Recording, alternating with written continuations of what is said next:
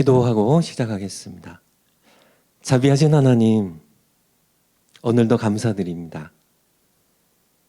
저희들 늘 아버지 되셔서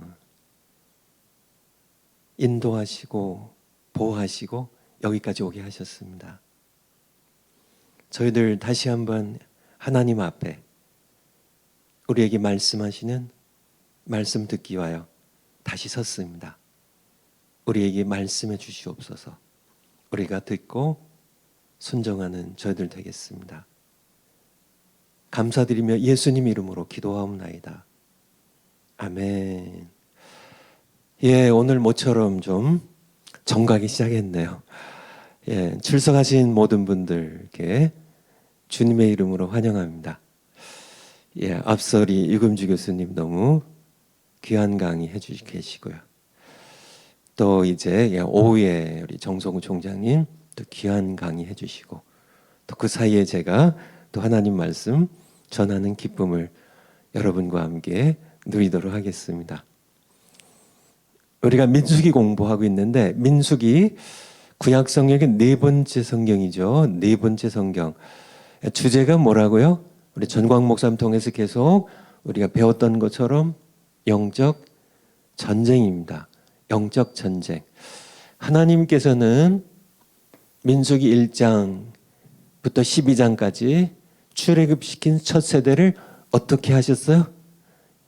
영적 전쟁을 위한 준비를 시키셨죠. 준비의 핵심이 뭐였어요? 조직이었습니다.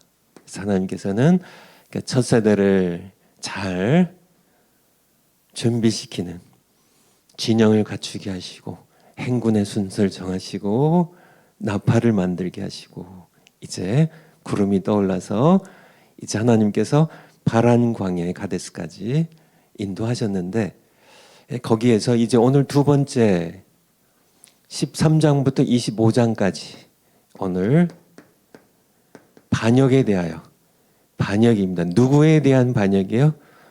하나님께 대한 반역이, 하나님을 향한 반역입니다.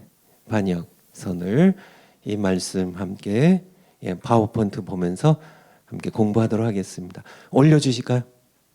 반역입니다. 광야에서 죽다, 그런 제목으로 함께 공부하도록 하겠습니다. 반역에 대해서 좀 이렇게 우리 파워포인트 들어가기 전에 좀 말씀드리면, 최근에 우리 전광훈 목사님 너와라 TV를 통해서 이렇게 말씀하신 내용 좀 짧은 건데 한 4분 몇십 초밖에 안 돼요. 전광훈 목사 내부의 적을 말하다. 여러분들 한번 꼭, 이미 들으신 분들 잘하셨고요. 아직 듣지 못하신 분들 계시면 꼭 한번 들어보시면 민수기를 공부하는데 많이 도움이 될 것 같아요. 전광훈 목사 내부의 적을 말하다라는 최근 동영상입니다. 하나님께서 준비하신 이제 언약의 백성들이 치루어야 할 영적 전쟁이 사실은 치루어지기도 전에, 민수기에서 치루어야 되는데요, 치루어지기도 전에 이미 무너져 버립니다. 무너져 버려요. 반역이 있었기 때문에요. 바로 내부의 적에 의하여, 내부의 적에 의하여 외부의 가나안의 7 족속들, 그들은 강한 민족들이에요. 견고한 성읍들이 있어요. 철 병거들이 있어요. 안악 자손들, 거인족들이 있어요. 그런 가나안 족속들과 함께 영적 전쟁을 치르기도 전에, 민수기의 내용입니다. 하나님께서 그렇게 영적 전쟁을 잘 준비시켜 주셨는데요, 더욱이 하나님의 전쟁이라고요. 하나님의 전쟁입니다. 여리고성을 무너뜨린 것처럼 하나님의 전쟁이에요. 여호수아의 모든 전쟁을 다 승리케 하신 것처럼 아이성에서만 한번 패배했다 다시 승리하게 하시고, 모든 전쟁을 다 승리하게 하신 것처럼 하나님의 전쟁이고, 하나님은 전쟁에 능하신 분이고요. 하나님께 싸우시기 때문에 우리는 하나님의 백성으로 진영을 갖추고 함께 나아가서 승리를 거두드리기만 하면, 그저 그냥 거두기만 하면 되는 이 영적 전쟁을 싸워보지도 못하고 패배하는 것이 바로 민수기예요. 민수기. 우리는 민수기를 통하여 영적 전쟁이 어떻게 준비되어야 되는지를 우리가 함께 1장부터 12장까지 배우고, 또 하나는 영적 전쟁이 앞으로 우리가 영적 전쟁을 크게 치러야 될 텐데요. 이 3.1조 국민대회도 마찬가지고 치러야 될 텐데, 우리가 이 출애굽 세대의 영적 전쟁의 패배를 교훈 삼아서요. 우리는 배워야 돼요. 배워가지고 우리가 꼭 승리를 해야 합니다. 승리를 해야 돼요. 그래서 민수기에서는 우리가 하나님께서 우리에게 명령하신 영적 전쟁을 내부의 적이 때문에 외부의 적과는 싸워보지도 못하고 패배한 것에 대한 말씀을 우리가 함께 공부하게 됩니다. 오늘날 교회는 어떻게 영적 전쟁을 잘하고 있나요? 어제도 제가 잠깐 말씀드린 것처럼 신앙생활은 영적 전쟁입니다. 내가 세상 떠나서 주님 곁에 올라갈 때까지, 아니면 인류 역사로 본다면 예수님 재림하실 때까지, 최후의 심판날까지 요한계시록 보면요, 우리 신앙생활은 영적 전쟁이에요. 영적 전쟁입니다. 교회는 유치원이 아니고요, 그저 보채는 그런 아이들 돌보는 유치원이 아니고, 교회는 하나님의 거룩한 군대예요. 사탄의 세력과 싸워서요. 무엇으로요? 복음으로요. 하나님의 말씀이요. 성령의 검, 곧 하나님의 말씀으로요.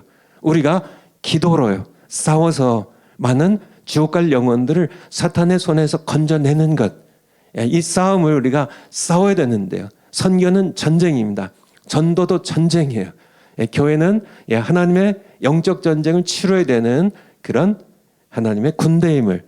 그래서 너무나 그렇지만은 오늘날 교회들은 오히려 하나님의 군대라기보다는 유치원 같은 그런 모습을 너무나 많이 보게 되죠. 그래서 어제 마지막 시간에 논산훈련소에서 가장 중요한 훈련이 뭐라고요? 제식훈련입니다. 제식훈련. 그래서 지휘관의 명령이 딱 떨어지면, 앞으로 갓하면 그냥 바로 듣는 그 순간 딱 발을 내딛는, 우양 앞으로 갓하면 바로 오른쪽으로 이렇게 방향을 트는. 그러니까 이 훈련이 가장 총검술 아무리 잘하고 사격술이 아무리 좋아도요, 싸우라고 명령하는데 오늘날 교회 그렇지 않나요? 하나님께서 이제 돌격하라고, 내가 이 전쟁을 너희에게 이기게 승리하게 할 테니까 돌격하라고 하는데, 하나님 잠깐만요. 잠깐만요. 당회 좀 해보고요. 하나님 잠깐만요. 우리 회의 좀 해보고요. 그렇게 한다면 그게 싸움이 되겠냐고요. 오늘날 교회 모습이 정말 그런 모습이라고 우리가 생각하지 아니할 수가 없습니다. 우리 파워포인트 다시 올려주세요. 그래서 반역의 시작. 그래서 이제 첫 번째 반역의 시작. 다음 파워포인트가 반역의 전개, 확대. 그 다음에 세 번째가 이제 반역의 뭐가 나올까요? 결과. 이렇게 진행을 할 텐데요.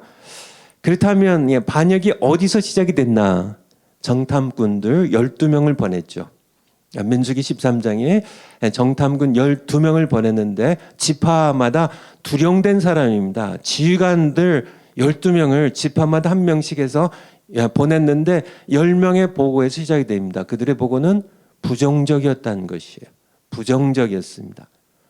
사실을 현실적으로 앞에 보고하지만은 그러나라는 말이 이제 그들의 보고의 핵심적인 그런 이것이 긍정적인 것이 아니라 부정적이었다는 것을 아주 여실하게 보여주는 표현인데요. 우리 성경 한번 찾아보겠습니다. 민수기 13장.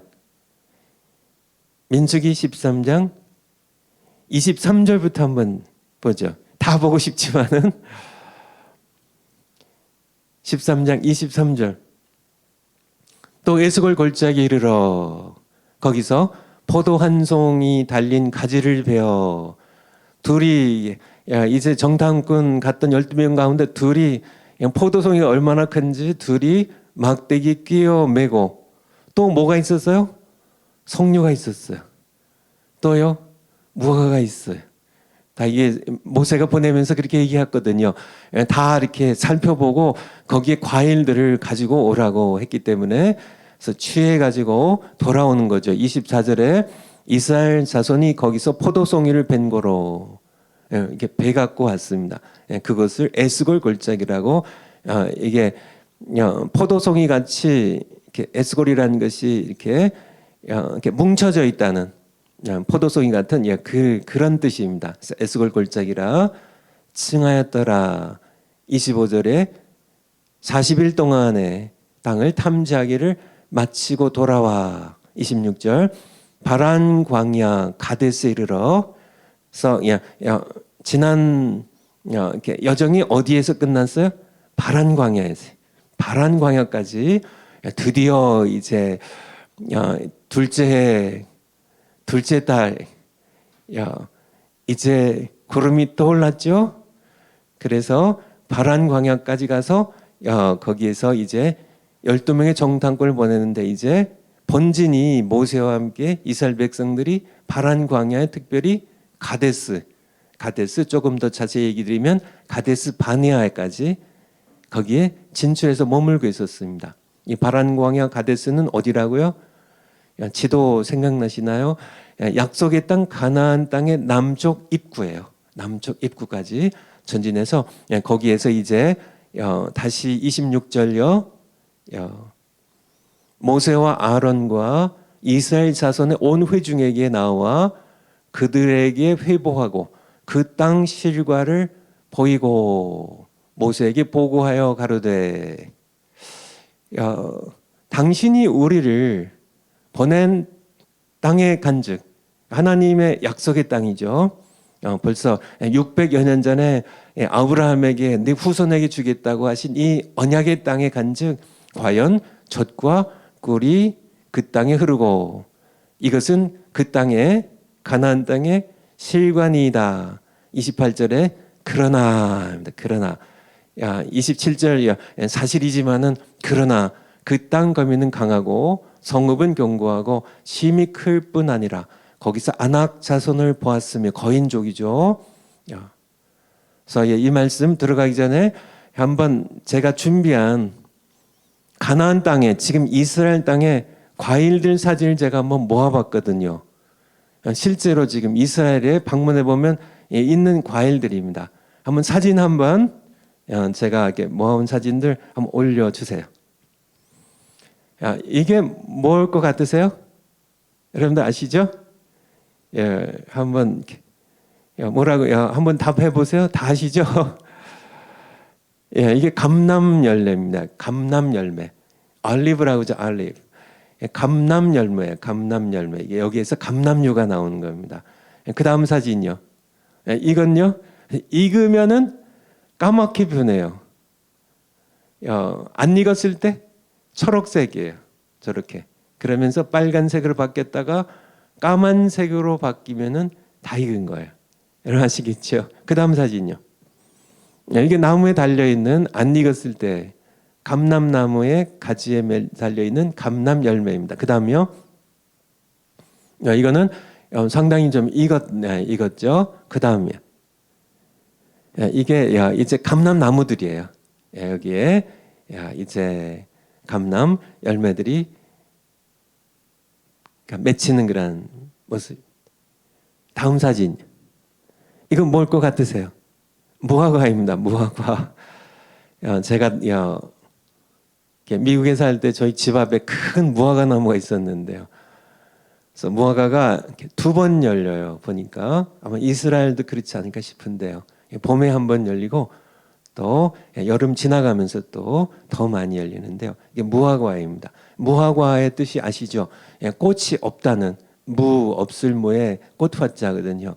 이게 꽃이 없이 그냥 이렇게 이 열매 안에가 사실 꽃이 들어있는 그런 특별한 하나님 참 재미있게 과일도 만드신 분이세요. 다음 사진요. 이게 무화과 안 익었을 때 모습이에요. 다음 사진. 이거는 조금 익어가는 모습입니다. 그래서 아담과 하와가 범죄한 후에 이 무화과 잎을 따서 부끄러운 부분을 가렸던 그런 무화과 잎입니다. 다음 사진. 다음 사진. 이게 아까 민수기 13장에서 봤죠. 우리 미국에도 있고 한국도 석류가 있죠. 이스라엘에 석류가 굉장히 많아요. 석류 이거를 짜서 주스를 이렇게 길에서 팔기도 하고 해요. 그래서 석류입니다. 석류. 이게 가나안 땅. 지금으로부터 약 3,400여 년 전에 이 12정탐꾼이 보았던 과일들이에요. 그 다음에 이게 석류 나무들입니다. 이렇게 과수원처럼 재배를 해요. 그래서 역시 이스라엘, 요즘 이스라엘 땅에 있는 석류 과수원의 사진입니다. 다음 사진. 이게 뭘 것 같으세요? 제가 어렸을 때 보면 집에 이렇게 소철이라고 키우시는 분들이 계신데 사실 이게 야자수의 종류가 굉장히 많아요. 야자수의 종류가 굉장히 많은데 이게 팜추리라고 그러죠. 근데 그 중에 하나예요. 그 중에 하나인데 이런 팜추리에 여기에 맺혀 있는 것이 이게 야자 열매예요. 야자. 데이트라고 그래요. 영어로 데이트라고. 야자 열매인데 다음 사진요. 이렇게 이제 익은 모습이죠. 다음 사진. 다음 사진. 그래서 제가 지난 2, 3년 전에 이스라엘에 갔을 때 제가 처음 먹어봤는데요. 물론 이게 뭐 미국에서도 팔고 뭐 터키에서도 팔고 이렇게 해서 선교사님들 갖다 주셔서 먹어는 봤는데 실제로 이스라엘에 가서 먹어보니까 진짜 맛있더라고요. 생각보다. 그래서 바로 모세 시절에 이런 열매들이 거기에 풍성이 있었습니다. 그 다음 사진이요. 이거는 오늘날 이스라엘에 있는 과일 가게요. 과일 상점. 이런 것들 이렇게 놓고 팔아요. 뭐 야자도 있고 뭐 이런 건포도도 있고 뭐 이렇게 있는 것들. 저 뒤에 무화과 말린 것도 있고 그러네요. 그 다음 사진요. 이게 사진 이게 이스라엘 가나안 땅의 포도예요. 이게. 그래서 3,400여 년 전에 두 명이 이거 혼자 먼 길 혼자 들고 다니기는 어렵겠죠. 이만큼 큰 포도송이가 있어요. 지금도 이런 포도송이가 열리고 있습니다. 다음 사진이요. 마지막인데요. 다음 사진. 또 마찬가지로 큰 포도송인데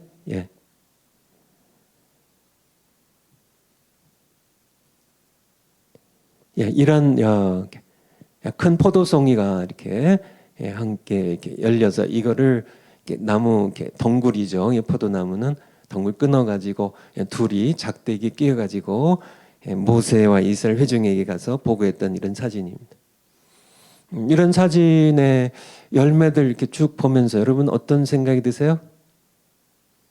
참 그 땅은 젖과 꿀이 흐르는 땅이란 표현에 맞겠다는 생각이 들죠.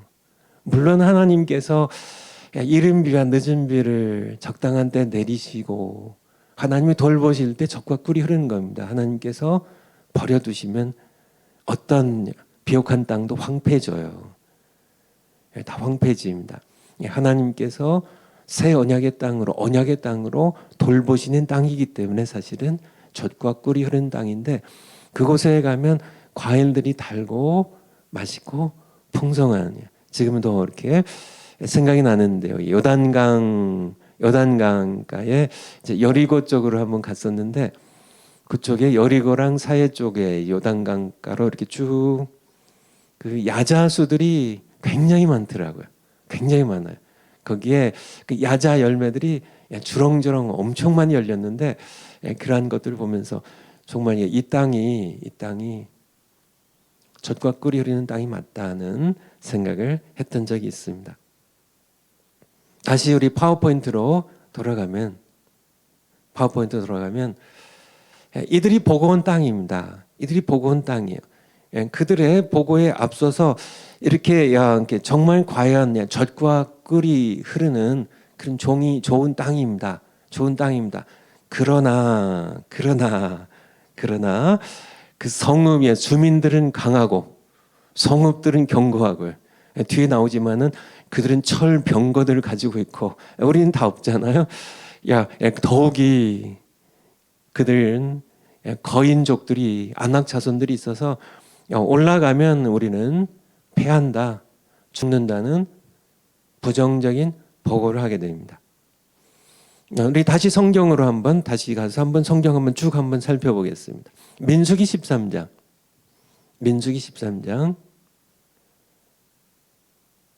25절부터 다시 한번 보죠.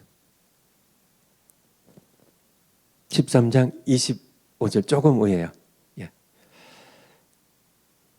40일 동안 땅을 탐지하고 마치고 돌아왔어요. 26절 그리고 땅의 실과를 보여줬어요. 27절 모세에게 보고하여 가로되 당신이 우리를 보낸 땅에 간즉 정말 맞습니다. 젖과 꿀이 흐르는 그러한 땅이네요. 이 땅에 그 땅에 이 실과가 그것을 증명합니다.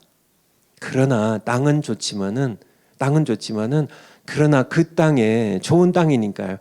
살아가는 그런 거민들은 강하고 성읍들은 성벽들이 견고하고 클 뿐만 아니라 거기서 아낙 자손을 보았으며 그래서 26절에 아말렉인은 아주 호전적이고 야만적인 그런 전쟁을 일삼는 그런 그 바로 밑에 절이에요. 29절 아말렉인은 남방 땅에 거하고 헷사람이야 히타이트족이라고 세계사 시간에 기억나나요?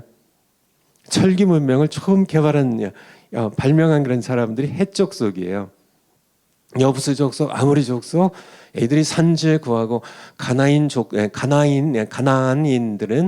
해변가 요단가에 거하더이다. 빈틈없이 강한 족속들이 다 성벽을 강하게 쌓아놓고 그곳에 강한 병기를 가지고 살아가고 거대한 그 아낙 자손들이 있으니까 이가 보고가 백성들에게 어떤 영향을 미쳤을지 부정적인 강렬한 메시지를 전하는 것이죠. 올라가면 우리는 패하고 죽는다는. 30절에 갈렙이 모세 앞에서 백성을 안돈시켜 가로되 왜 백성을 안돈시켰을까요? 백성들이 이제 어수선해지는 백성들이 동요하는 백성들이 이제 수근수근하면서 정말 불안한 마음으로 이제 그런 모습을 보일 때 백성을 안정시키 가로되 우리가 곧 올라가서 그 땅을 취하자 능히 이기리라. 이제 12명의 정탐꾼 가운데 한 사람으로서 아니다. 우리는 올라가면 우리가 이긴다. 올라갑시다. 그렇게 이제 10명의 정탐꾼에 반대되는 반론을 폈을 때 31절 그와 함께 올라갔던 사람들은 10명이 가로되 우리는 능히 올라가서 그 백성을 치지 못하리라. 단정적으로 얘기합니다. 그들은 우리보다 강하니라. 이렇게 갈렙이 아니라고 얘기했을 때 이제 10명의 정탐꾼들은 더 노골적으로 이제 그 땅에 대해서 단정적으로 얘기하고 올라가면 우리는 진다. 그들이 우리보다 당연히 강하다. 32절에 이스라엘 자손 앞에서 그 탐지한 땅을 악평하여 가로되 이제 적극적으로요. 악평하여 가로되 우리가 두루 다니며 탐지한 땅은 그 거민을 삼키는 땅이요. 이게 너무 나간 거죠. 이거는 사실 거짓말이죠. 그들이 앞서 뭐라고 얘기했어요? 과연 그 땅은 젖과 꿀이 흐르는 좋은 땅이라고. 이 과실이 이것을 증명하지 않냐고. 근데 지금 와서는 이제 자신들의 주장을 어떻게든지 정당화시키려고 무리한 억지 주장을 펴는 이들의 모습을 보죠. 그래서 탐지한 땅은 그 땅을 삼키는, 삼켜 죽여버리는 그런 땅이요. 거기서 본 모든 백성은 신장이 장대한 자요. 앞서선 뭐라고 얘기했죠? 일부 사람들이 안악 자손도 있다고. 안악 자손도 일부 있다고. 근데 여기서는요, 우리가 본 모든 백성은 신장이 장대한 자들이며, 여기부터 이제 과장이 나오죠. 백성들을 선동하고, 이제 이 백성들을 불안과 두려움을, 공포를 조장하고자 하는 이 10명의 정탐꾼들의 거짓말입니다. 거짓 보고죠. 이것은 과장된 것이고, 이것은 선동하는 것이고, 이것은 하나님을 대적하는 악의적인 그런 그 땅을 하나님 주신 약속의 땅인데 악평하는 모습. 33절에 거기서 또 그 다음 절입니다. 그 다음 절 거기서 또 네피림 후손 아낙 자손 대장부들을 보았나니, 우리가 골리앗 생각나시죠? 키가 3m에 되는 달하는, 그러니까 우리가 보통 뭐 1m 70, 60, 뭐 이렇게 50, 60, 70, 뭐 크면 80 뭐 이렇게 되는데 3m가 되니까 어떻게 되나요? 우리가 그들 옆에 서면 배꼽밖에 안 차니까 그런 대장부들을 보았나니 우리는 스스로 보기에도 메뚜기 같으니. 그래도 이것은 지나친 과장이죠. 아니 이게 3m 된 사람 앞에 서면 우리가 그들의 손가락 하나 메뚜기만큼 그 정도밖에, 이것은 자기 비하입니다. 우리 보기에, 그들의 보기에도 그와 같았을 것이라. 그런 이것은 백성들을 악의적인 복으로 선동하는, 과장되고 거짓된 그러한 보고를 하게 됩니다. 14장 1절, 그 다음 절 보면 이제 다음 파워포인트에서 보겠지만은 온 회중이 소리를 높여 부르짖으며 밤새도록 백성이 곡하였더라고, 그렇게 성경 우리에게 말씀해 주고 계세요. 다시 우리 파워포인트 아까 봤던 거요. 아까 봤던 거. 다시 올려주세요. 여기서 우리가 꼭 짚고 넘어가야 될 것이 있습니다. 세 번째, 작은 세 번째요. 충격적인 사실은요, 이들의 10명의 정탐꾼의 보고에 하나님이 조금도 언급되고 있지 않다는 것이에요. 제가 이렇게 또박또박 읽어드렸는데 그들의 보고 가운데 하나님이 조금이라도, 정말 이렇게 손톱만큼이라도 언급된 것이 있나요? 전혀 없어요. 전혀 없어요. 이게 제가 이 성경을 읽으면서 이게 너무 저에게는 충격적이었습니다. 아니 어떻게 그들이 얼마 전에 뭐 기껏해야 1년 조금 넘었어요. 얼마 전에 그들이 애굽에서 10가지 재앙을 내리셨던 하나님입니다. 그쵸? 우박의 재앙을 내리셨던 하나님, 태양을 어둡게 하셨던 하나님, 바로의 병거들 추격할 때 홍해를 가르시고 그들을 구원하신 하나님입니다. 이제 광야길을 걸을 때 그들에게 반석을 쳐서 샘물이 나게 하시고 거기에서 물을 마시우신 만나를, 이날도 만나가 끝난 것이 여호수아가 이제 가나안 땅에 들어가서 그때 들어갈 때 거기에서 끝났으니까요. 만나가 이날도 하나님 주시는 만나를 먹은 날이에요. 아니 어떻게 이들이 물론 이제 40일 동안 이들이 이제 뭐 가나안 땅에 가서 못 먹었지는 모르겠지만은 그들에게 그날도 내렸던 게 만나를 경험한 그날, 어떻게 하나님을 전혀 언급하지 않을 수가 있냐는 얘기예요. 하나님께서 그렇게 그들 안에 계시고 그들에게 먹이시고 그들을 위하여 싸우시는데 어떻게 그들의 뇌리 속에는 하나님이 전혀 없냐는 얘기입니다. 이것이 정말 인간의 본질적인 모습이 아닌가 하는 생각 때문에요. 이것이 저의 모습이 아닌가. 정말 이게 우리가 하나님의 은혜가 없이는, 정말 우리가 성령께서 우리와 함께 하셔서 은혜를 베풀지 아니하시면 우리가 정말 이와 같이 똑같이 행동하지 않을까 하시는 그런 생각 때문에 이것이 너무 저에게는 충격적이었는데 여러분 어떠세요? 반면에 여호수아와 갈렙의 보고는 이 10명의 정탐꾼과의 이 보고와 대조해 보면 너무 극적이에요. 어떻게 이렇게 같이 출애굽해가지고 같이 만나 먹고요, 같이 샘물 마시면서 같이 하나님 하시는 그 놀라운 이적들 경험한 이 12명의 사람들이 어떻게 10명, 2명 이렇게 대조적으로 나눠질 수 있는지. 민수기 14장 6절부터 한번, 민수기 14장 6절 한번 올려주세요. 민수기 14장 6절. 예. 그 땅을 탐지한 자 중 누대의 아들 여호수아와 쓴 여호수아 그리고 여분네 아들 갈렙이, 두 정탐꾼이죠. 12명 가운데 2명. 그 옷을 찢고 7절에 이스라엘 자손의 온 회중에 일러 가로되 우리가 두루 다니며 탐지한 땅은 심히 아름다운 땅이라. 백성을 삼켜버리는 그런 죽음의 땅이 아니에요. 아니에요. 아름다운 땅이에요. 10명도 앞선 그렇게 얘기했었잖아요. 아름다운 땅입니다. 8절에 여호와께서, 여호수아와 갈렙의 뇌리 속에는 하나님이 계세요.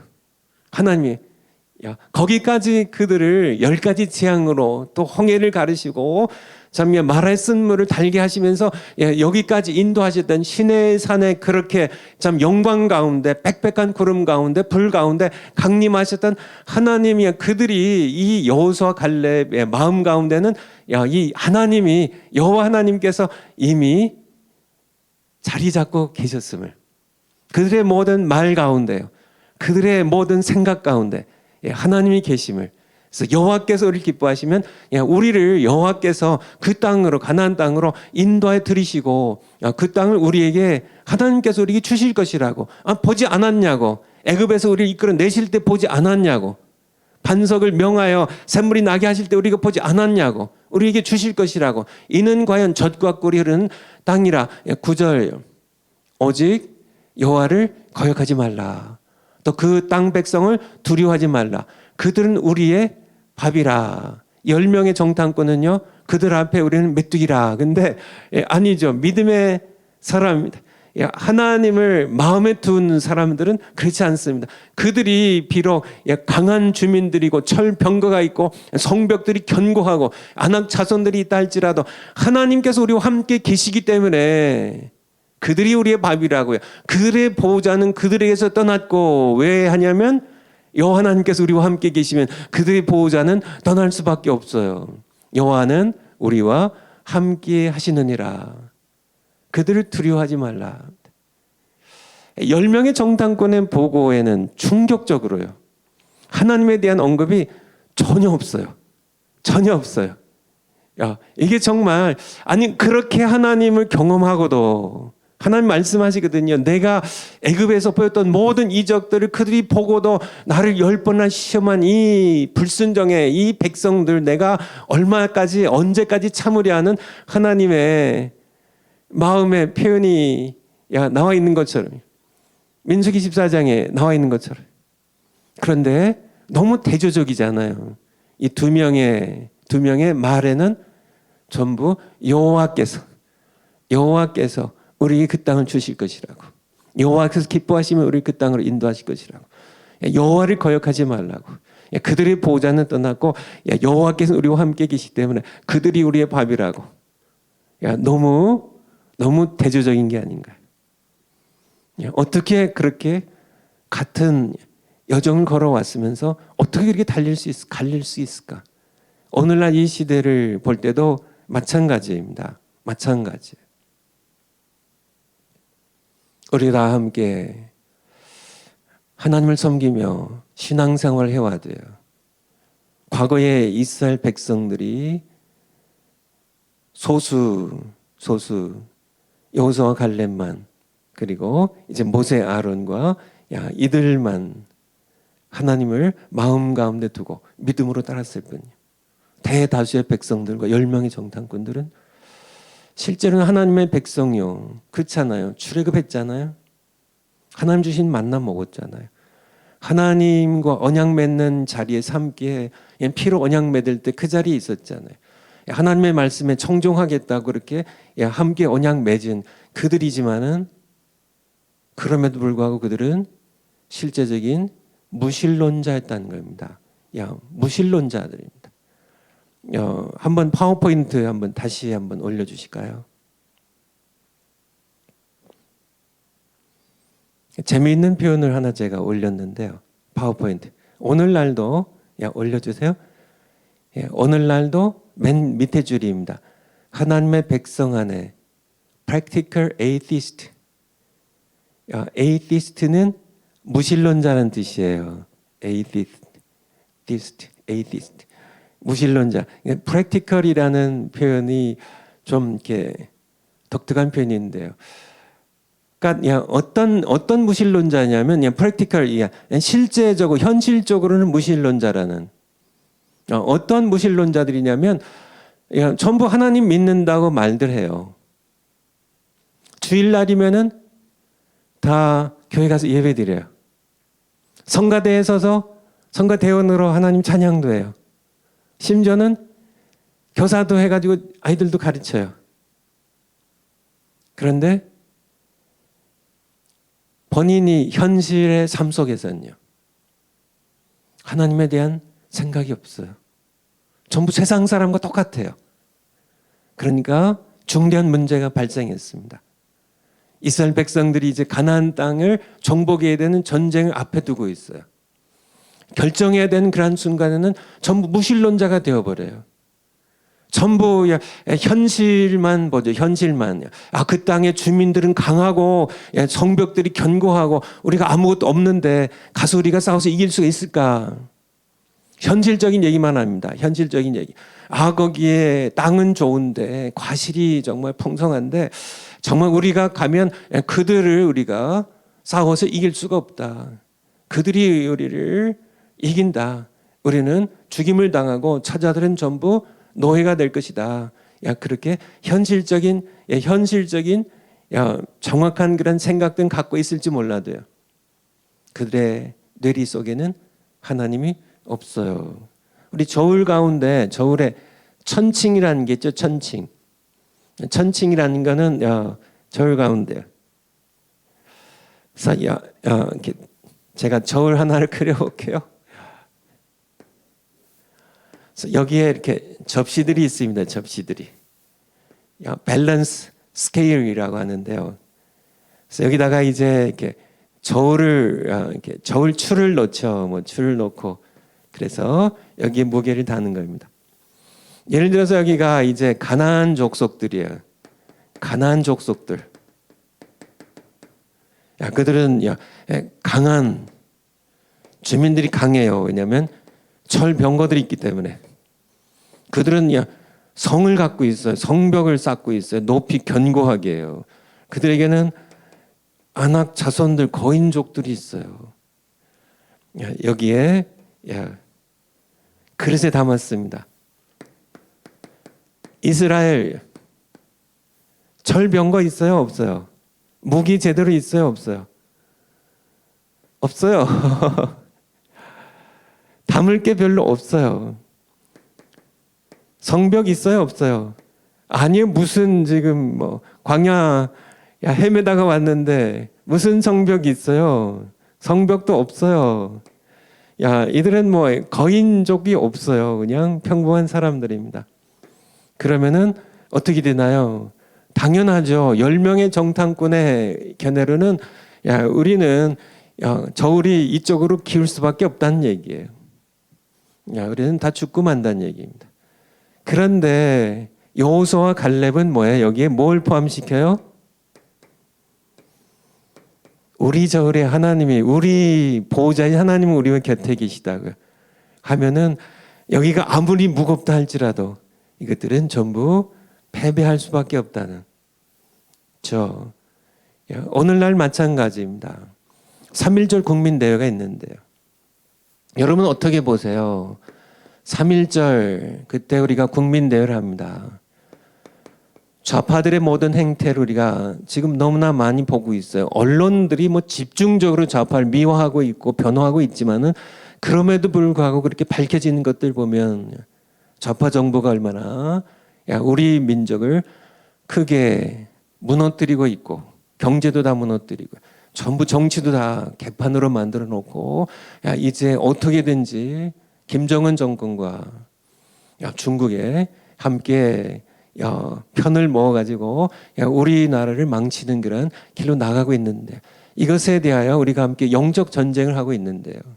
영적 전쟁입니다. 3.1절 국민대회는 영적 전쟁이에요. 그래서 우리가 함께 전광 목사님 통하여 민수기를 같이 공부하고 있고 또 하필이면 이 시기에 우리가 함께 민수기를 공부하고 있는데 한번 따져볼까요? 좌파들이 가지고 있는 그들의 모든 세력을 따져볼까요? 그들이 모두 언론 다 장악하고 있습니다. 그들이 모두 국가 권력 다 장악하고 있어요. 그들이 가진 그러한 모든 경제적인 힘은 우리가 가진 것과 비교할 수 없습니다. 당연히 우리는 패배할 수밖에 없어요. 여기가 무거워요. 10명의 정탐꾼처럼 그들이 현실을 직시하고 있는 겁니다. 우리는 싸워봤자 우리 올라가면 우리는 패한다. 그들이 우리보다 강하다. 좌파가 우리보다 강하다. 맞습니다. 맞아요.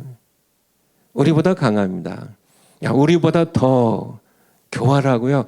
우리보다 훨씬 더 집요한 그런 그들의 정신들을 가지고 있어요. 그것에 비하면은 우파는 너무 뭐라고 표현해야 될까요? 정말 이렇게 바보 같다고 해야 되나? 싸울 줄도 잘 모르고요. 싸워도 자기들끼리 싸워요.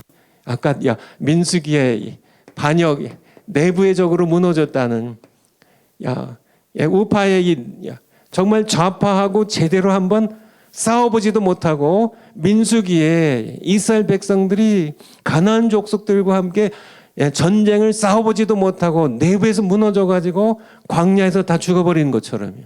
우파가 그런 시기입니다. 정말 좌파와 함께 싸워보지도 못하고요. 내부의 적들에 무너지고 있는 좌파의 우파의 모습들을 보면서 정말 이렇게 답답하죠. 그렇죠? 우리 전광 목사님도 얼마나 답답할지. 정말 답답하죠. 정말 답답하죠. 그래서 아까 말씀드린 것처럼 전광은 목사 내부의 적을 말하다. 내부의 적을 말하다. 정말 외부의 적은 그래도 우리가 그래도 싸우는데 그래도 선명하잖아요. 적이 분명하게 보이니까 그들이 적인데 내부의 적은 이렇게 어떻게 쳐낼 수도 없고 우리 강현재 변호사님 얘기하는 것처럼 이게 적인지 이게 정말 싸워서 이게 내쫓아야 되는지 아니면 어떻게 되는지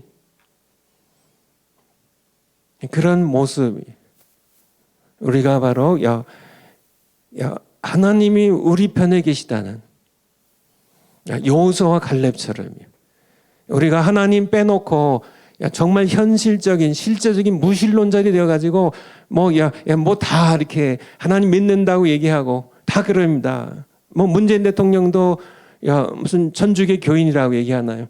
뭐 국회의원들 가운데 수많은 사람들이 크리스찬이라고 본인들의 정체를 밝히고 있죠. 뭐 좌파에서도 많은 사람들이 교회 뭐 집사님들 하시고 뭐 그런 분들을 알고 계신데 사실은 실제적인 무신론자들입니다.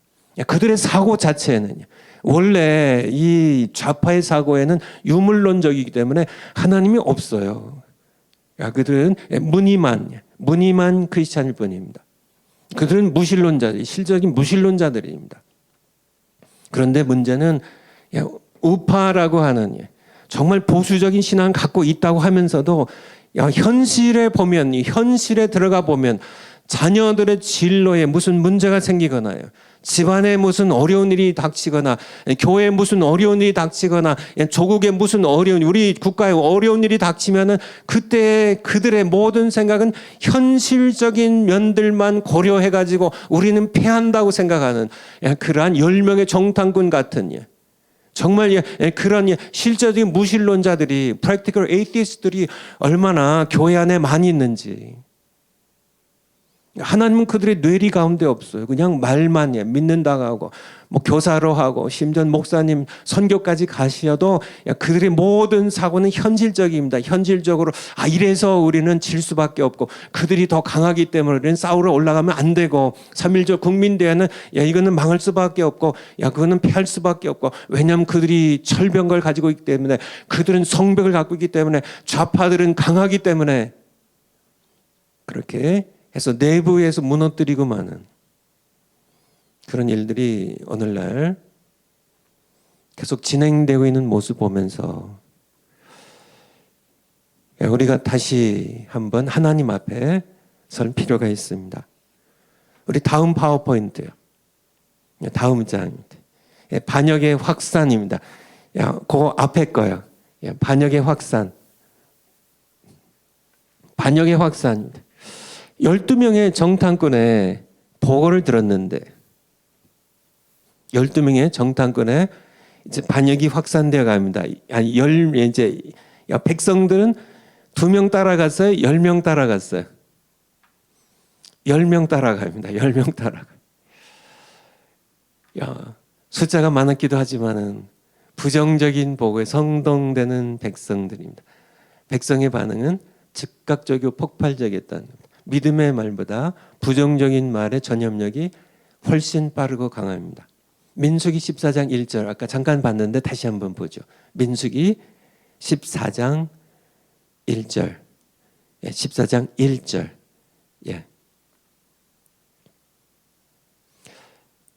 이제 13장 이제 바로 끝난 이제 10명의 보고가 있었습니다. 우리는 그들의 메뚜기다. 우리는 올라가면 우리는 다 죽는다. 그 땅은 사람을 삼켜 죽이는 그런 땅을 악평하면서 그 복을 들었을 때 백성의 반응은 즉각적입니다. 온 백성이 온 회중이 소리를 높여 부르짖으며 밤새도록 백성이 통곡하고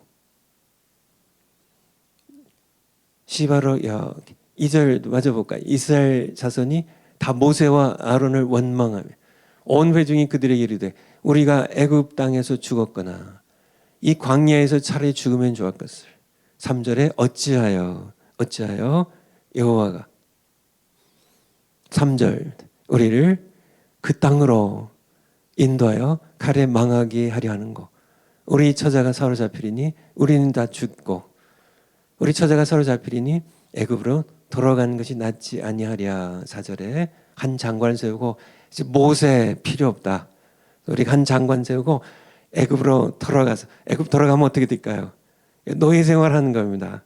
이전보다 더 혹독하게 이전에 살던 애굽으로 돌아가자는 그런 이 백성들의 모습입니다. 정말 이 부정적인 이 보고가 얼마나 폭발적으로 백성들에게 반응했는지 여러분들 그 당시로 한번 돌아가 보실래요? 백성들 그들에게 기름 부은 꼴인데요. 부정적인 보고입니다. 그렇지 않아도 늘 하나님을 원망하며 불평하던 백성들 이제 올라가면 다 이제 죽고 다 처자들이 사로잡힌다고요. 다 그들은 강하다고요. 그런 영적 전쟁을 앞에 두고 이 백성들의 모습을 우리가 보면서 이 파워포인트 한번 다시 올려줄까요? 우리 그 말에 대해 연구하는 그런 분들의 글을 제가 전에 읽어본 적이 있는데요. 긍정적인 말이나 믿음의 말보다 부정적인 말의 전염력이 훨씬 빠르고 강하다는 그런 제 기억이 맞다면 그들의 연구에 하면 연구 어떻게 하냐에 따라 좀 달라지겠지만은 제가 기억한 바로는 이 부정적인 말이 긍정적인 말보다 4배 강하대. 4배 전염력이요. 근데 실제로 이게 맞을 거예요. 아마 4배든지 3배든지 뭐 10배든지 부정적인 말이 훨씬 더 강한 것은 사실입니다. 예를 들어서요. 이게 인간의 아담의 타락이고 인간의 죄성이에요. 인간의 부패한 인간의 심성 문제입니다. 그래서 부정적인 것에 더 빨리 반응하는 그런 인간의 심성이죠. 그래서 예를 들어서 우리 어떤 여자 고등학교 동창생들이 20년 만에 모였다고 쳐봐요. 동창회 모였습니다. 그래서 온 친구들 있고 못 온 친구들 있고 이제 모여서 야 너 어떻게 지냈냐 이런저런 얘기하다가 이제 자기들 얘기 끝나면 이게 다른 쟤 있잖아 아니면은 오늘 못 온 애 있잖아 걔 있잖아 걔 있잖아 걔 생각나 야 걔 남편이랑 아주 행복하게 화목하게 잘 산대. 그런 얘기를 이렇게 친구한테 해주면 어떡할까요? 반응이 시큰둥해요. 그게 무슨 그치만요. 걔 있잖아, 예쁘장하고 예쁘고 공부 잘하던 아무개 착했던 아무개 있잖아, 그 옥자라고 기억나니? 기억나. 근데 걔 말이야 남편이 바람났대. 그래서 집안이 다 난리가 났대. 그러면요 반응이 어떨까요? 여러분은 화목하게 잘 산다는 그런 소식과 정말 바람나고 대판 싸우고 난리가 났다는 그런 소식과 어떤 부정적인 소식과 좋은 소식 가운데 어느 것에 반응을 여러분들은 더 빨리 잘 하실까요? 왜 오늘날 모든 방송국들의 그 연속극들이 전부 남편이 바람나고 이렇게 아내가 또 맞바람나고 해가지고 불륜해 이런 것들이 막 얼기설기 막 해가지고 이렇게 엮어야 시청률이 올라가는 거 왜 그럴까요? 화목하게 살아간 평범한 삶에 대해서는 전혀 뉴스거리도 되지 않고 전혀 영속극의 소재가 될 수 없는 게 왜 그럴까요? 인간들의 속성입니다. 인간들의 속성이에요. 그래서 이 부정적인 말에 이 파급력이 대단하다는 거예요. 더군다나 이게 늘 이렇게 마음 가운데 하나님을 향한 그런 불만이 모세 아를 향한 불평 원망들이 가득했던 이 백성들의 마음 가운데 완전히 기름 끼얹는 그런 걸로 폭발적으로 백성들이 밤새 울고 부르짖고 통곡하면서 원망하고 정말 하나님 어찌하여 여호와께서 우리를 다 죽이시려고 그렇게 하나님을 비난하며 하는 그런 모습들 우리가 함께 보게 되죠. 우리가 여기에서 좀 시간이 좀 갔지만요. 말을 조심해야 됩니다, 여러분들. 제가 언제 한번 댓글에 우리 옥자 나왔는데 옥자란 이름 가지신 분들 죄송합니다. 여러분들은 예수님 때문에 행복하게 잘 사실 거예요. 예. 말에 대하여 말이라는 것, 여러분들 이렇게 읽기가 쉬운데 말이 가진 이 말이라는 것, 하나님께서 우리에게 말을 주셨잖아요. 이 언어가 가진 이 창조력과 창조력 아니면은 이게 건설력이라고 해야 될까요? 반대로 언어가 가진 파괴력과 이게 전염력이나 이런 것은 엄청나요. 여러분들이 말이 칼이 아니라 총이 총이 사람을 죽이지만은 사실은 10배, 100배, 10,000배 더 말이 사람을 죽이고 말이 사람을 살려요. 야고보서 3장 볼까요? 야고보서 3장 6절 신약성경 약 하시면 돼. 약 0306 야고보서 약 0306 말에 대해서 우리에게 말씀해 혀는 곧 불이요 불의의 세계라. 혀 있죠. 혀는 우리 지체 중에서 온 몸을 더럽히고 생애 받기를 여러분의 인생 전체를 불살하니 그 살하는 것이 지옥 불에서 나느니라. 7절에 여러 종류의 짐승 새며 벌레 해물은 다 길들임으로 사람에게 길들었거니와. 8절 같이 한번 읽겠습니다. 시작. 혀는 능히 길들일 사람이 없나니 쉬지 아니하는 악이요 죽이는 독이 가득한 것이라.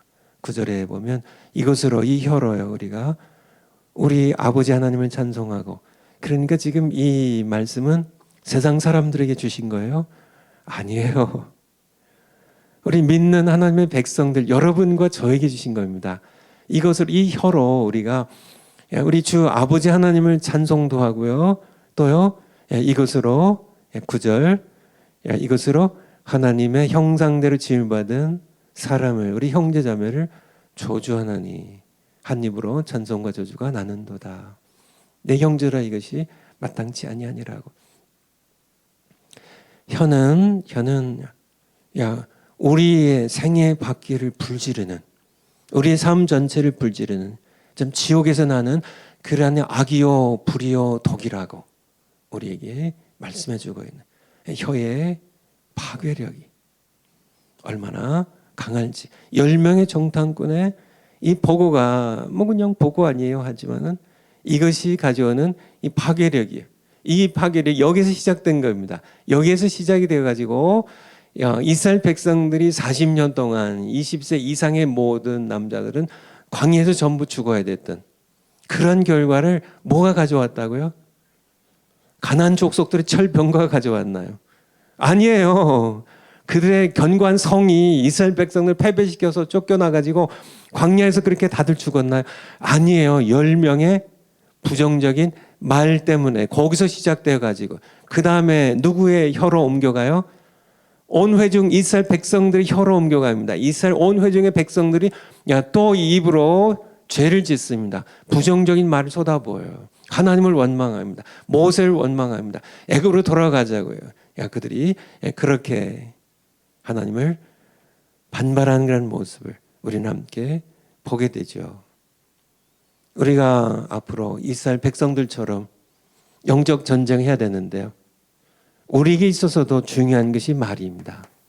여러분들 말을 조심해야 돼요. 우리 영적 싸움입니다. 우리가 뭐 계속 민수일 통하여 주일날 전광 목상 통하여 함께 듣고 있는 것처럼 우리는 영적 싸움을 하고 있습니다. 에베소 6장 12절 우리의 씨름은, 우리의 영적 전쟁은 혈과 육에 대한 것이 아닌 그들 혈과 육을 가진 사람과 싸운 것이 아니라 사탄을 추종하는 정세와 권세와 이 세상의 어둠의 주관자들과 하늘의 악한 영들과 우리가 영적 싸움을 싸워야 되는데요. 우리가 이 싸우는 데 있어서 부정적인 말들이 하나님이 빠진 이야기들입니다. 아무리 현실적으로 바른 판단을 할지라도 하나님이 빠진 모든 인간의 말들은, 그것들은 하나님의 백성을 무너뜨려요. 하나님의 군대를 무너뜨려요. 하나님의 교회들을 무너뜨려요. 우리는 이런 부정적인 인간의 말들이 아니라 오히려 우리는 에베소서 6장에 나와 있는 것처럼 우리에게 어떤 무기가 있어요? 에베소서 6장 17절에 보면 우리 무기가 뭐예요? 성령의 검, 곧 하나님의, 에베소서 6장이에요. 에베소 6장 17절 한번 찾아보세요. 성령의 검, 곧 하나님의 말씀을 가지라. 그쵸? 이렇게 말이에요, 말. 우리에게 두 가지 무기가 있는데요. 실제로는 하나는 여러분들이 잘 아시는 것처럼 성령의 검입니다. 말씀이 검이에요. 이 말로 싸우는 겁니다. 하나님의 말씀을 우리가 선포함으로 우리가 성령의 검으로 쓰는 겁니다. 우리가 이것으로 싸워요. 그러니까 말이 중요한 겁니다. 이 말로 하나님의 백성들을 무너뜨릴 수도 있고 치명타를 입힐 수도 있는가 하면 그것은 하나님의 말씀이 아니라 하나님이 빠져버린 인간의 말, 사실은 배후에 사탄이 불어넣는 그런 생각에서 나온 그런 부정적인 말들이 하나님의 군대를 무너뜨리고 3.1절 국민대회를 무너뜨릴 수 있는가 하면 그것 때문에 우리가 싸워보지도 못하고 좌파와 제대로 싸우지도 못하고 우리가 무너질 수 있다는 얘기예요. 이것이 바로 오늘 민수기를 통하여 우리에게 주신 하나님의 교훈이에요. 지만 우리는 마찬가지로 말입니다. 하나님의 말씀, 성령의 검처럼 우리가 좌파 싸울 때 하나님의 말씀을 선포하는 우리의 입술을 통하여, 우리의 혀를 통하여 그리고 또 하나 우리에게 중요한 무기가 있는데 에베소서 6장 18절 바로 다음 절이에요. 다음 절 한번. 성령금 하나님의 말씀이 있고요. 이것도 말이고요. 두 번째 말이 있는데 또 어떤 말인가요? 모든 기도와 간구로 하되 무시로 성령 안에서 기도하고. 이것이 바로 말이에요. 기도 간구 뭐로 하세요? 말로 하는 겁니다. 말로. 이 두 무기, 기도라는 이 하나님께 기도하면 하나님께서 우리의 싸움을 싸우세요. 하나님께서 우리의 간구를 드시고 하나님께서 역사하세요.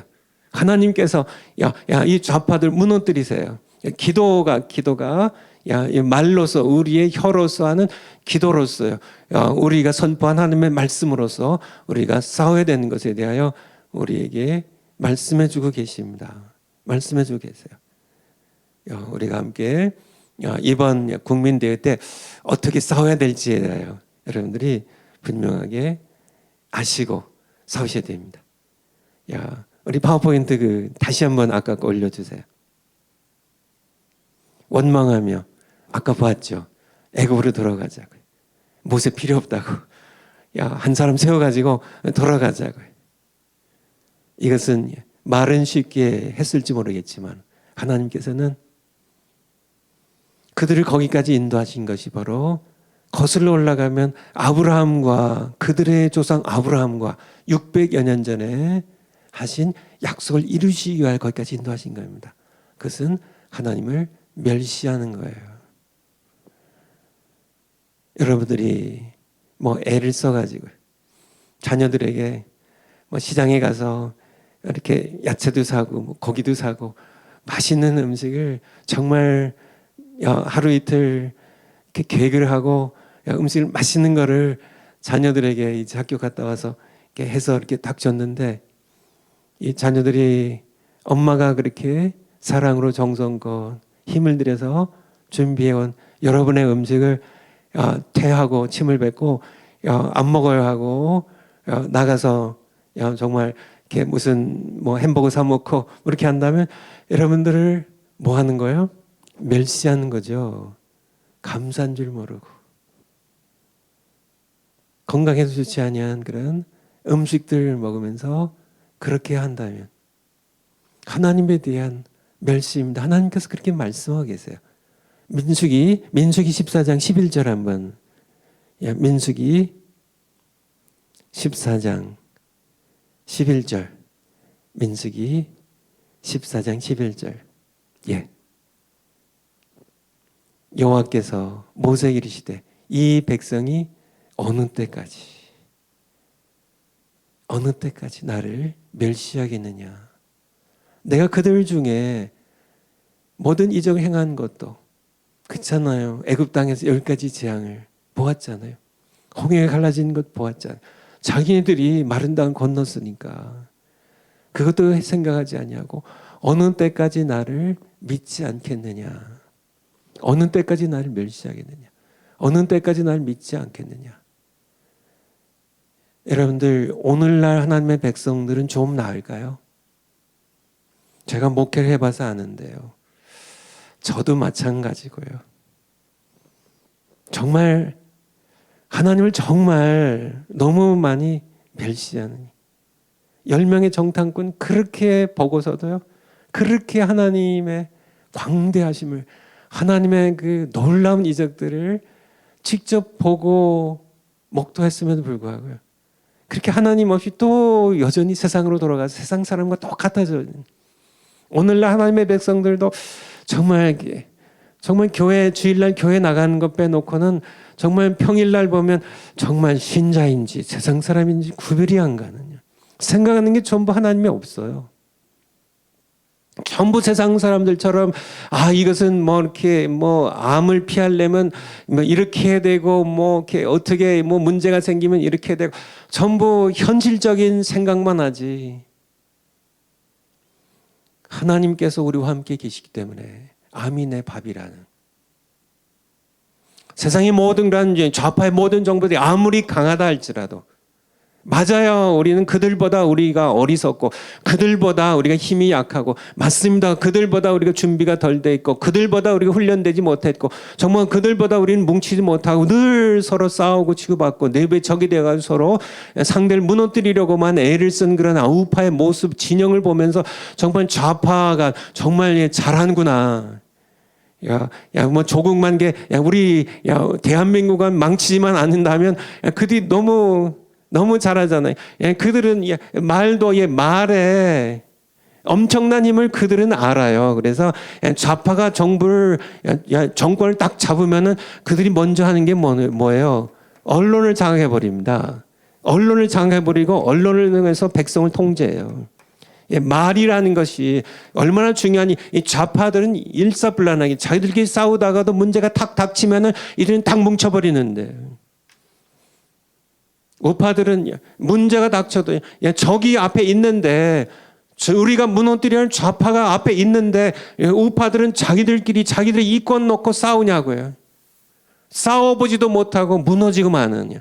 우파의 이 한심한 모습들이 오늘날 교회도 마찬가지 아니에요. 싸워야 할 적이 사탄이 있는데 어둠의 세력들이 있는데 우리가 싸워야 할 적이 있는데 우리 안에서 하나님의 백성들 우리 안에서 정광훈 목사님이 이단이 뭐니 이런 얘기들을 하면서 우리 정말 하나님께서 이 시대에 우리가 하나 되고도 정말 우리가 좌파 세력과 비하면 약한데 그래서 우리가 함께 하나님의 이름으로 함께 나가야 되는데 싸울 때는 함께 나가야 되는데 우리의 적을 향하여 우리가 함께 힘을 모아서 나가야 되는데 우리의 싸움을 멈추고 나가야 되는데 그렇지 않은 모습도 우리가 보면서요. 얼마나 하나님께서 답답하실지 우리 전광 목사님 답답하신 거 떠나서요. 넘어서서 하나님께서 얼마나 답답하실지 쟤네들이 정말 내 백성이면 좀 나를 믿어야지. 나를 믿어야지. 내가 나가서 싸울 텐데 그저 나를 따라 나오기만 하면 되는데 왜 반역을 해요? 왜 하나님을 멸시하고 왜 등을 돌려 세워요? 하나님께로부터. 왜 애굽을 향하여 나가려고 그래요? 바로 이 시대 교회 모습이 아닌가 싶어요.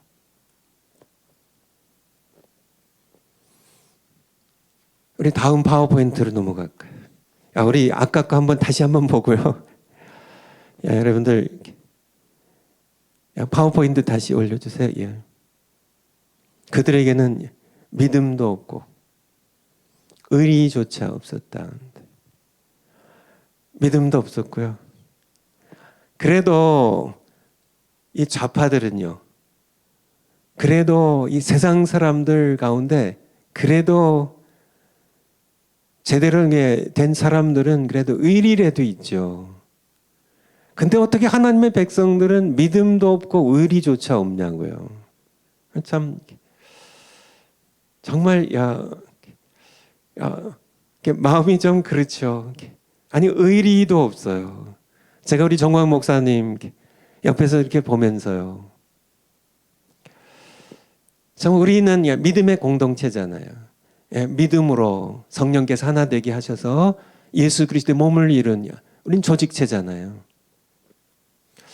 그런데 우리 정광 목사님 제가 옆에서 보면서 정말 믿음이 없는 분이라 할지라도 의리라도 좀 있어서 함께 싸울 때 같이 싸워주면 좋은데요.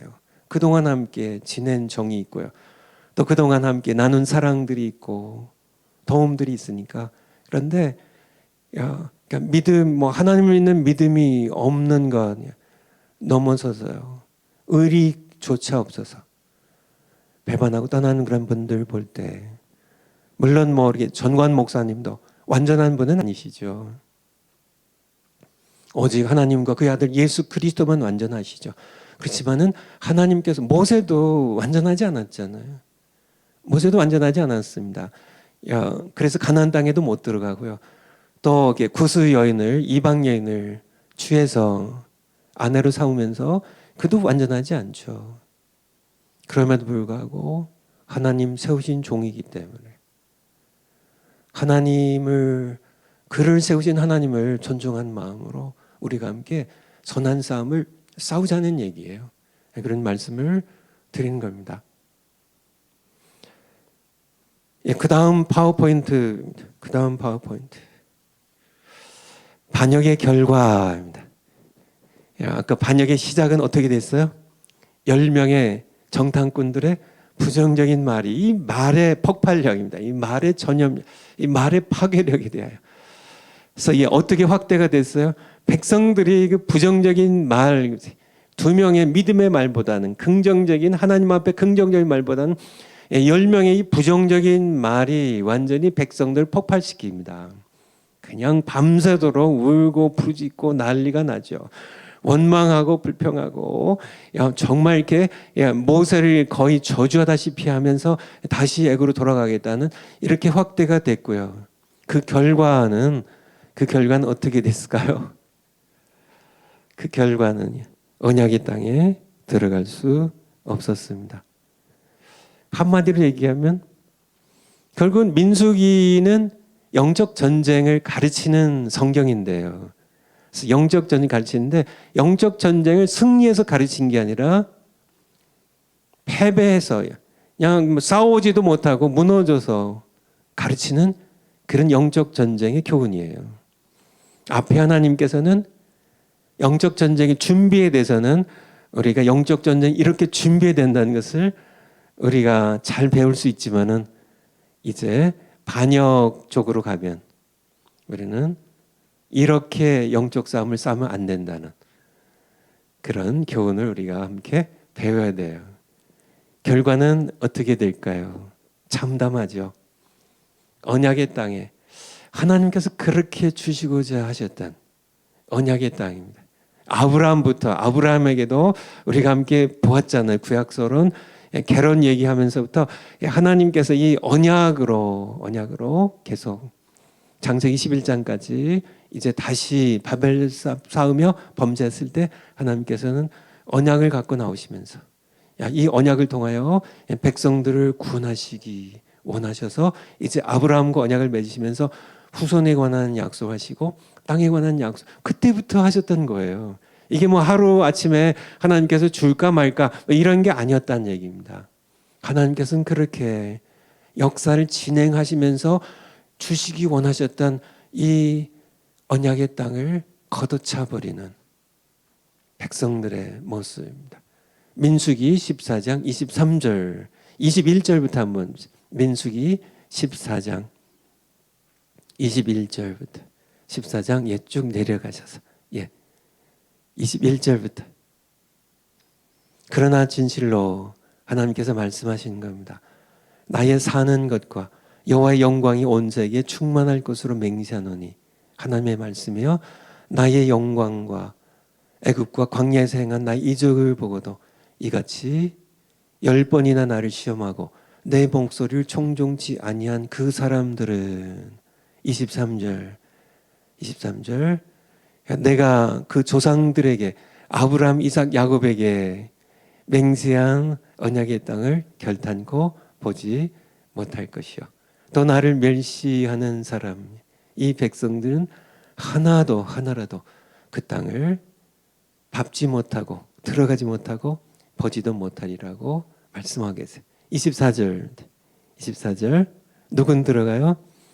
오직 내 종 갈렙은 그 마음이 그들과 달라서 나를 온전히 쫓았은즉 그의 갔던 땅으로 40일 동안 정탐한 그 땅으로 내가 그를 인도해 드리리니 그의 자손이 그 땅을 차지하리라고 말씀하고 계세요. 25절 그냥 차례로 그냥 쭉 읽죠. 아말렉인과 가나안이니 골짜기에 거하나니 너희는 내일 돌이켜 뭐 그냥 일주일 있다가 그게 아니에요. 한 달 있다가 그게 아니에요. 바로 그냥 당장 다음 날입니다. 내일 돌이켜 홍해 길로 하여 광야로 들어갈지니라. 그래서 39년 동안이요. 이스라엘 백성들이 26절 여호와께서 모세와 아론에게 일러 가라사대 27절 나를 원망하는 이 악한 회중을 내가 어느 때까지 참으랴. 이스라엘 자손이 나를 향하여 원망하는 바 그 원망한 말을 내가 들었노라. 28절입니다. 그들에게 이르기를 여호와의 말씀에 나의 삶을 가리켜 살아계신 하나님께서요. 야, 나의 삶을 가리켜 맹세하노라. 너희 말이 내 귀에, 이 말 얘기입니다. 계속 하나님의 말씀이고 이 악한 회중들의 말이, 너희 말이 내 귀에 들린 대로 내가 너희 말한 대로 내가 너희에게 행하리니. 29절. 너희 시체가 아까 그랬잖아요. 야 우리가 광야에서 차라리 죽었으면 좋을 것을, 애굽에 있든지 광야에서 죽으면 좋았을 것을. 하나님께서는 애굽까지 보내시진 않고요. 왜냐하면 이제 그 다음 세대가 가나안 땅에 들어가야 되기 때문에 광야에서 너희 말대로 너희 시체가 광야에 엎드러질 것이라. 너희 20세 이상으로 계수함을 받은 자, 곧 나를 원망한 자의 전부가. 30절. 여분네 아들 갈렙과 유다 지파의 두령이죠. 눈의 아들 여호수아, 에브라임 지파의 대표였어요. 12 정탐꾼 가운데. 외에는 내가 맹세하여 너희로 거하게 하리라. 한 땅에, 가나안 땅에 결단코 들어가지 못하리라. 이렇게 말씀하겠어요. 계속 여러분들 같은 말씀들인데요. 들어가지 못할 것이고 너희 자녀들을 내가 데리고 들어가겠다고. 31절까지 마저 볼까요? 31절부터 너희가 사로잡히겠다고. 그렇잖아요. 처자들은 다 사로잡혀서 전쟁 포로는 전부 그 당시에는 노예입니다. 다 노예로 팔려가든지 노예가 되는 겁니다. 사로잡히겠다고 말하던 너희의 20세 미만의 유아들은 내가 인도해 드리리니 그들은 너희가 싫어하던 땅을 버리니와. 그들이 싫어하는 버리니 가나안 땅 너희 시체는 이 광야에 32절에 엎드질 것이요. 33절 마저 볼까요? 결과인데 그들의 범한 죄를 너희 자녀들이 너희의 패역한 죄를 지고 너희의 시체가 광야에서 소멸되기까지 40년을 광야에서 유리하는 자가 되리라. 이것이 반역의 결과의 또 하나예요. 자녀들이 그 부모 세대의 죄를 나눠지고 부모 세대가 광야 죽을 때까지 40년 동안, 그러니까 39년을 더 채워서 40년 동안 앞으로 1년도 전에 지나간 1년도 광야 생활이었기 때문에 40년 동안 광야에서 유리하는 자가 되리라고 말씀하고 계세요. 우리 파워포인트 다시 한번 보여주세요. 반역의 결과 첫 번째, 쭉 그냥 성경을 미리 다 읽어놨습니다.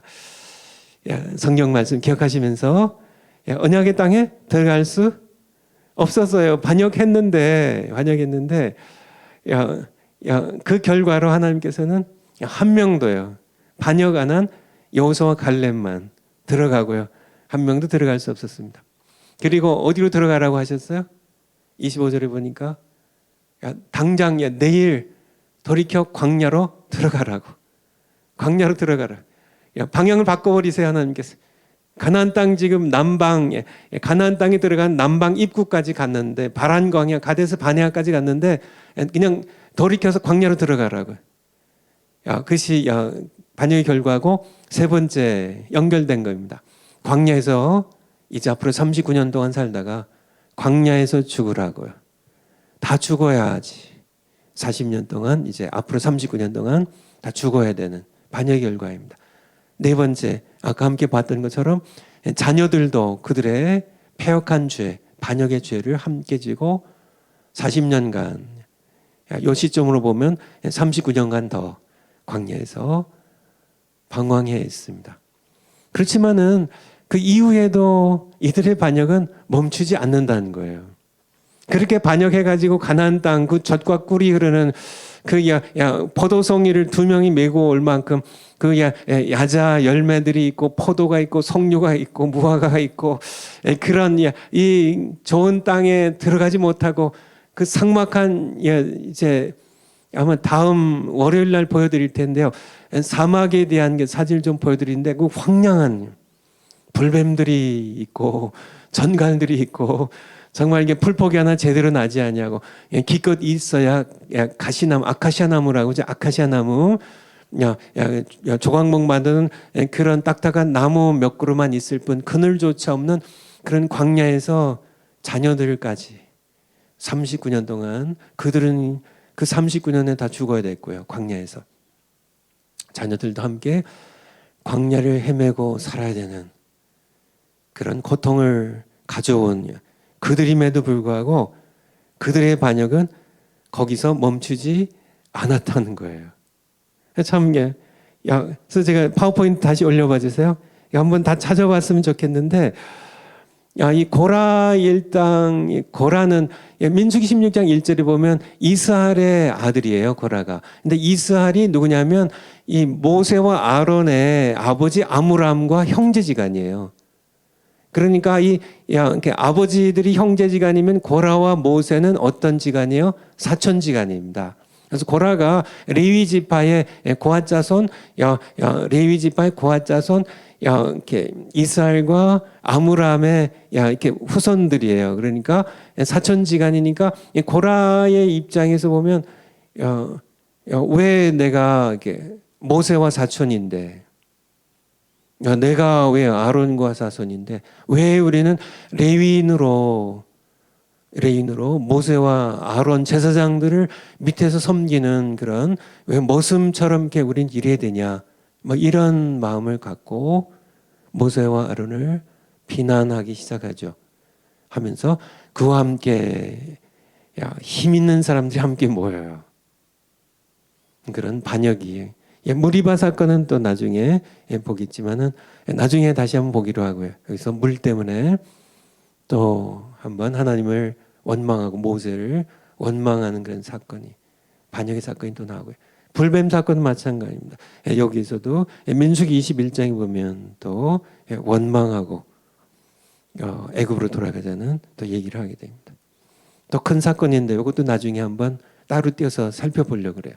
바알볼 음행 사건입니다. 거짓 선지자 발람의 꿰매에 빠져서 우상에 드려졌던 재물을 먹고 모함 여인들과 함께 음행하는 성적인 관계를, 음행에 빠져서 이스라엘 백성들에게 그때 24,000명이 전염병으로 죽어요. 그래서 영적 전쟁에 끊임없이 타격을 주는 그런 이들의 모습을 볼 수 있죠. 이스라엘 백성들, 제가 이렇게 말씀 준비하면서 떠오른 단어가 습관이에요. 습관적인 반역입니다. 습관화된 반역입니다. 여러분은 어떠세요? 여러분은 하나님께 순종, 복종 잘 하다가도 뭐 가끔 불순종하나요? 어떠시나요? 정말 습관화된, 어렸을 때 청개구리 동화 아시죠? 청개구리 동화, 뭐 다 아는 얘기지만은 청개구리 정말 엄마 말을 지긋지긋하게 안 들어요. 이 청개구리 자식들이 뭐 강으로 가라 하면은 산으로 가고, 뭐 북으로 가면 나무로 가고, 뭐 하라는 일은 그냥 게 정말 엄마 말을 지긋지긋하게 안 들어요. 근데 이제 엄마가 죽을 때가 됐잖아요. 죽을 때가 돼서 분명히 이 청개구리 자식들이 내가 산에 묻어달라고 하면 강에다 묻을까 봐요. 엄마가 죽을 때 유언을 남기죠. 얘들아, 내가 이제 죽는데 내가 죽으면 강에다 묻어달라고요. 내가 묻어달라고요. 그래서 엄마가 죽었어요. 그런데 청개구리들이요, 그때 철이 나가지고요. 아이고 우리 엄마 죽으셨는데. 그렇게 울다가 마지막 유언이라도 들어드려야지 하고 죽은 엄마를 냇가에 묻었다고요. 그래서 비가 올 때마다 엄마 무덤이 떠내려갈까 봐 개굴개굴 한다는, 뭐 다 아는 그런 동화이지만은 이스라엘 백성들이 정말 청개구리들이에요. 올라가라 하면은 반역하고 안 올라가겠다 하고요. 여기 민수기에 나오잖아요. 14장 끝에 보면 올라가지 말라 하면은 또 올라가서 싸워서 패하고요. 정말 청개구리예요. 그런데 그것이 오늘날 새 언약의 백성인 오늘날 교회 모습이 아닌가 하는 생각이에요. 정말 하나님께서 명령하시면 명령하시면 좌파와 싸우라고. 명령하시면 하나님의 명령을 듣고요. 귀에 기울여 청종이에요. 청종 들을 청이잖아요. 하고 복종해야 되는데 하나님께서 올라가 싸우라고 말씀하시면은 우리 좀 당회 좀 해보고요. 좀 생각 좀 해보고요. 우리가 한번 우리 교인들의 의견 좀 한번 물어보고요. 결국은 뭐예요? 습관화된 불순종입니다. 습관화된 반역이에요. 이 시대의 모습이 아닌가 싶어요. 우리가 하나님 앞에 다시 한번 섰으면 좋겠어요. 3.1절 국민대 앞에 놓고 하나님 앞에 좀 섰으면 좋겠어요. 제가 정광훈 목사님 앞에 서라는 말씀 안 드립니다. 그도 하나님의 종이니까 그를 세우신 하나님 앞에 한번 서보세요.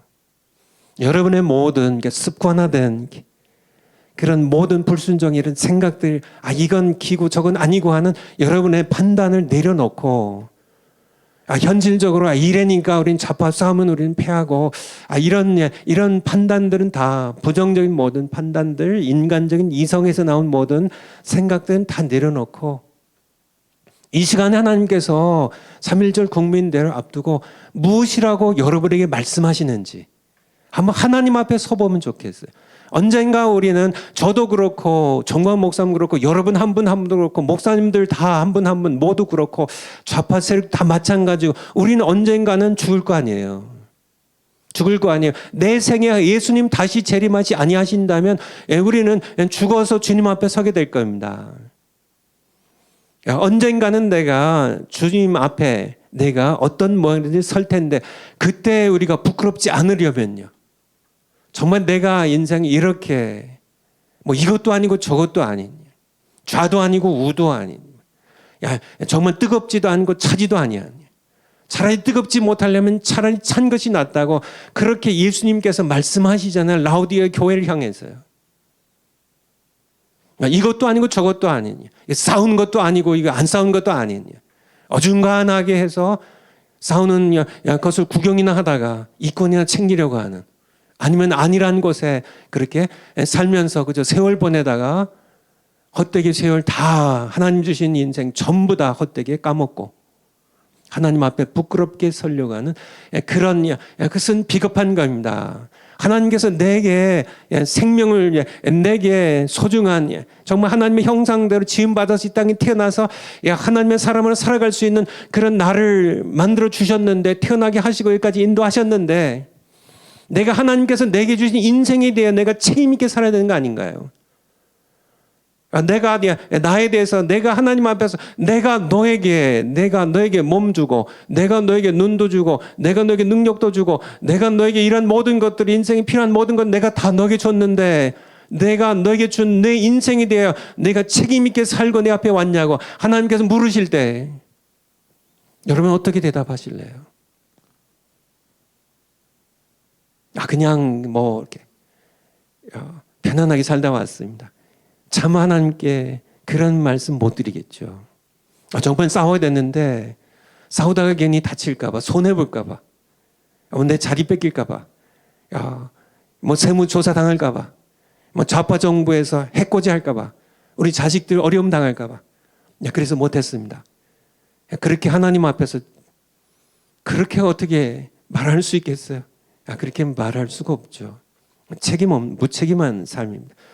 하나님 앞에 내게 내 삶을 허락하신 하나님 앞에 책임 있게 살아가는 여러분 한 분 한 분 모두 되시고 또 저도 되길 원합니다. 기도하겠습니다. 하나님 감사드립니다. 저희들 살아온 생에 되돌아보면 저희들이 정말 청개구리였습니다.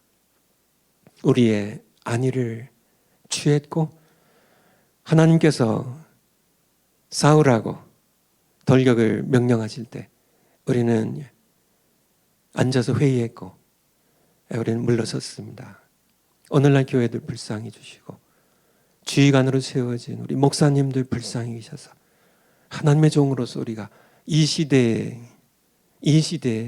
하나님 앞에서 무엇을 해야 할지, 우리가 해야 될 것은 주님 말씀하실 때, 싸우라고 말씀하실 때 복종하는 것 외에 다른 길이 없음을 우리로 분명하게 깨닫게 해주세요.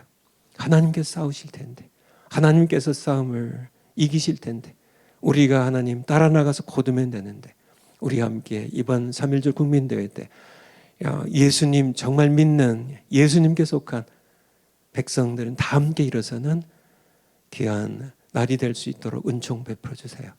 예수님의 이름으로 기도하옵나이다. 아멘. 다음 월요일 날 뵙겠습니다. 감사합니다.